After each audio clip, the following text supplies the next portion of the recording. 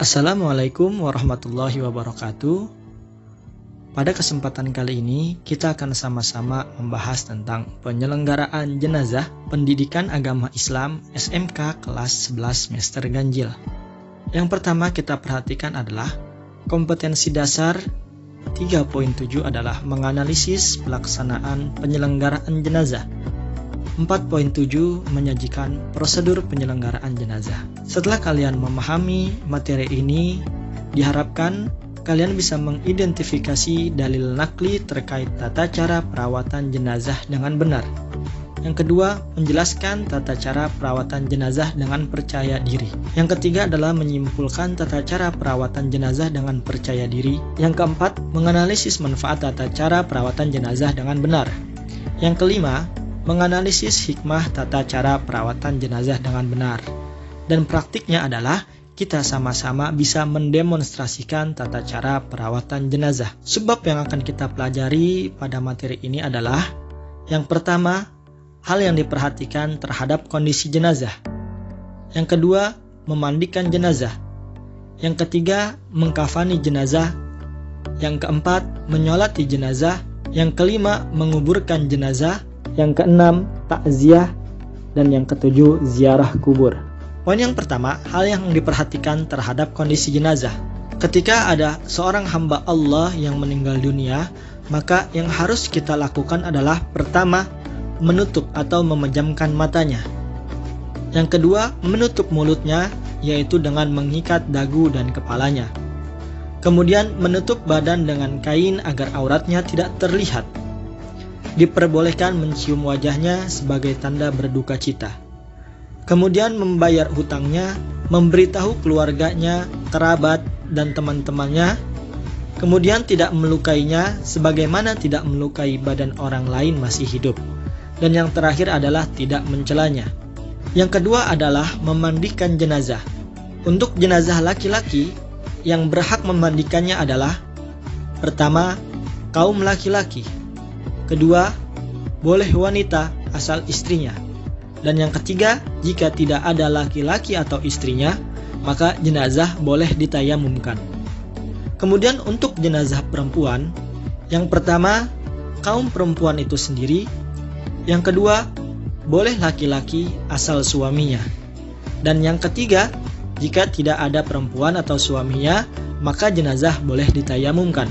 Untuk jenazah anak-anak, maka diperbolehkan bagi kaum laki-laki dan kaum perempuan untuk memandikannya. Dilanjut dengan syarat-syarat jenazah yang dimandikan.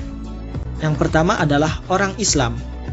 Yang kedua, tubuhnya masih ada walaupun hanya sebagian yang ditemukan, misalnya karena kecelakaan. Yang ketiga, tidak mati syahid. Kemudian, tata cara memandikan jenazah. Mari sama-sama kita simak video berikut ini. Ketika ada manusia yang meninggal, maka ada beberapa hal yang harus kita perhatikan. Yang pertama, menutupkan kelopak mata jenazah. Yang kedua, mengatupkan mulut jenazah diikat dengan tali bila sulit tertutup.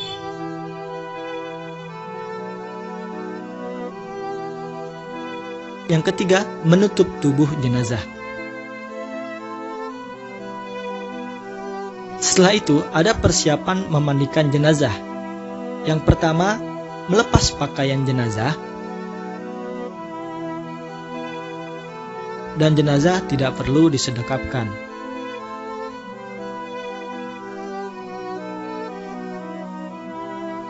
Jenazah dibawa ke tempat yang tertutup untuk dimandikan. Jika jenazah masih lemas, baju dibuka seperti biasa.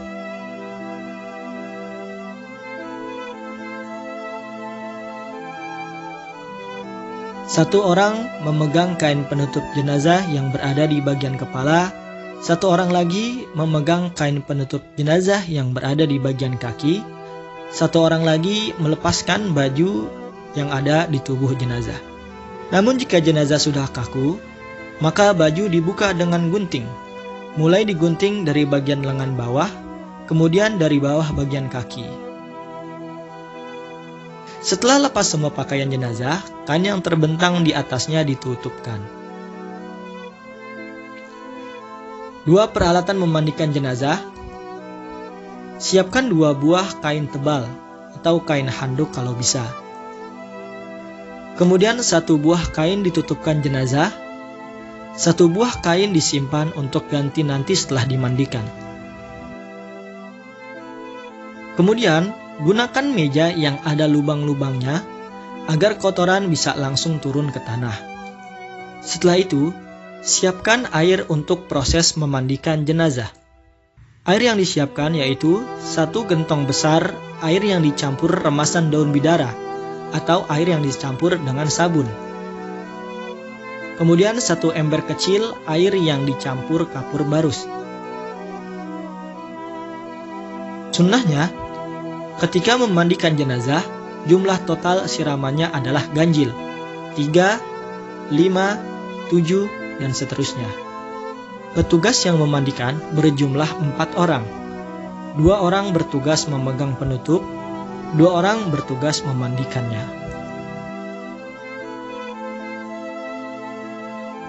Petugas yang memandikan jenazah baiknya menggunakan media atau perlengkapan. Di antaranya, yang pertama adalah masker. Yang kedua, sarung tangan. Gunanya sarung tangan adalah yang pertama, agar tidak tertular penyakit dari jenazah. Dan yang kedua, agar tidak bersentuhan langsung dengan aurat atau kotoran jenazah. Kemudian, gunanya masker adalah yang pertama, menghindari bau yang tidak enak. Dan yang kedua, menghindari tertular penyakit. Kemudian, kacamata renang jika dibutuhkan. Adapun gunanya, kacamata renang ini adalah yang pertama, menghindari cipratan ketika proses memandikan jenazah. Kemudian, handuk waslap untuk membersihkan kemaluan dari jenazah tersebut. Perlu juga disiapkan celemek. Kemudian proses memandikan jenazah. Yang pertama adalah membersihkan kotoran jenazah. Proses membersihkan jenazah dimulai dengan membersihkan bagian kepala jenazah, baik dari mata, hidung, telinga. Bersihkan lubang-lubang yang ada di kepala. Kemudian membersihkan kotoran perut dengan cara badan jenazah diangkat sebagaimana kita ingin mendudukan seseorang yang sedang tidur. Kemudian dengan mengurut dari dada sampai perut bagian bawah, sehingga kotoran yang ada di dalam perut bisa keluar. Yang ketiga, membersihkan bagian dubur dengan handuk waslap. Setelah kotoran keluar dari 2 lubang kemaluan, kita membersihkan bagian tersebut dengan handuk waslap hingga bersih. Setelah itu, kita mewudukan jenazah. Bagian yang dibasuh untuk mewudukan jenazah adalah membasuh bagian wajah. Dan yang kedua, mengusap tangan kanan jenazah, kemudian yang kiri. Yang ketiga, mengusap kepala jenazah, kemudian mengusap kaki jenazah, atau yang biasa kita sebut dengan rukun-rukun wudhu. Dimulai dengan yang kanan, kemudian yang kiri, dengan cukup 1 kali basuhan saja. Yang ketiga adalah memandikan jenazah. Memandikan jenazah dimulai dengan menyiram bagian kepala. Siraman sudah mulai dihitung. Setelah tubuh jenazah sudah basah, kemudian disabun dan dikeramasi. Jenazah dalam posisi terlentang mulai menyiram dari kepala jenazah. Disiram dengan menggunakan hitungan ganjil, 3, 5, atau 7. Kemudian, tubuh jenazah dimiringkan ke kanan, disiram kemudian disabuni dan digosok.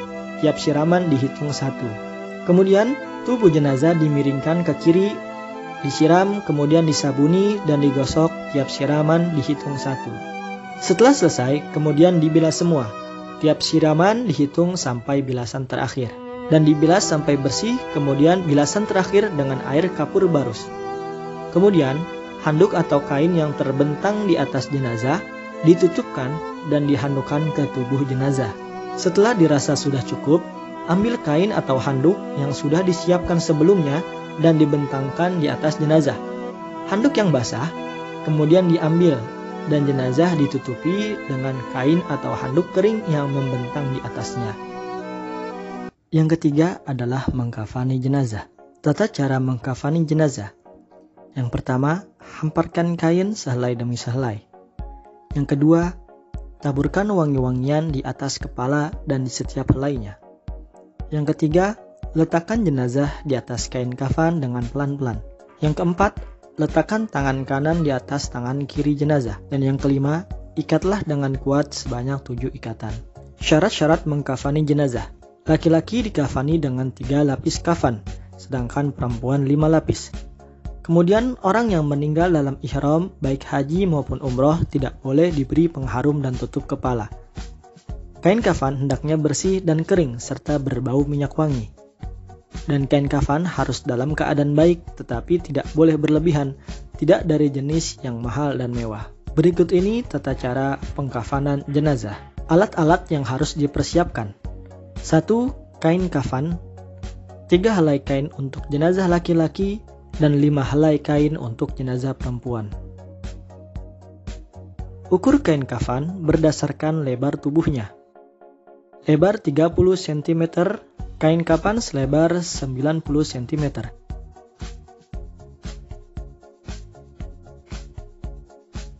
Lebar 40 cm. Kafan selebar 120 cm. Lebar tubuh jenazah dikalikan 3. Ukur kain kafan panjang tubuh. Panjang jenazah 180 cm. Kain kafan dilebihkan 60 cm untuk di atas dan untuk di bawah. Lebar jenazah ditambah sepertiganya. Alat-alat yang harus dipersiapkan. Yang pertama, kain kafan. Gunting kain kafan secukupnya untuk tali pengikat jenazah. Tali pengikat jenazah yang digunakan harus ganjil, seperti 7 misalnya. Yang kedua adalah kapas.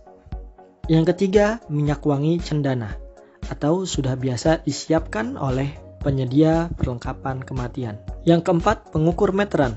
5. Perlengkapan jenazah. Bagi jenazah laki-laki, yang digunakan adalah baju jenazah, pengikat kepala, dan cawat yang akan digunakan untuk menutup dubur dan kubul. Dan bagi jenazah perempuan, disediakan baju, kerudung, dan cawat. Yang keenam, kapur barus untuk ditaburkan di setiap helainya. Hal yang harus dilakukan dalam mengkafani. 1. Mengoleskan minyak wangi pada jenazah. 2. Siapkan kain kafan beserta talinya dan pindahkan jenazah ke atas kain kafan setelah dimandikan. 3. Diberi kapas pada lubang telinga dan hidung. Yang keempat, pakaikan perlengkapan pada jenazah. Di antaranya adalah baju, ikatan kepala, dan cawat bagi jenazah laki-laki. Kemudian baju, kerudung, cawat bagi jenazah perempuan. Jenazah sudah siap dikafani dan siap disolatkan. Yang keempat, menyolatkan jenazah. Tata cara mensolatkan jenazah. Rukun solat jenazah. Pertama, niat solat jenazah. Yang kedua, takbir sebanyak 4 kali. Kemudian membaca surah Al-Fatihah setelah takbiratul ihram. Membaca sholawat Nabi sesudah takbir kedua. Mendoakan jenazah sesudah takbir ketiga dan keempat. Dan yang terakhir, salam. Yang kelima adalah menguburkan jenazah. Tata cara menguburkan jenazah. Pertama, jenazah segera dikuburkan. Yang kedua, liang lahat dibuat seukuran jenazah dengan kedalaman kira-kira setinggi orang ditambah setengah lengan dengan lebar kira-kira 1 meter. Yang ketiga, liang lahat tidak dapat dibongkar oleh binatang buas. Maksud menguburkan jenazah adalah untuk menjaga kehormatan mayat dan menjaga kesehatan orang-orang yang ada di sekitar makam dari bau busuk. Yang keempat, mayat dipikul dari 4 penjuru. Yang kelima, pemakaman jenazah dimasukkan ke liang lahat dengan posisi miring ke kanan dan dihadapkan ke kiblat ketika meletakkan jenazah di dalam kubur. Yang keenam, lepaskan tali-tali pengikat lalu tutup dengan papan, kayu, atau bambu dan ditimbun sampai galian liang kubur menjadi rata. Dan yang terakhir, mendoakan dan memohonkan ampun untuk jenazah. Itulah tadi tata cara penyelenggaraan jenazah. Materi SMK kelas 11 semester ganjil.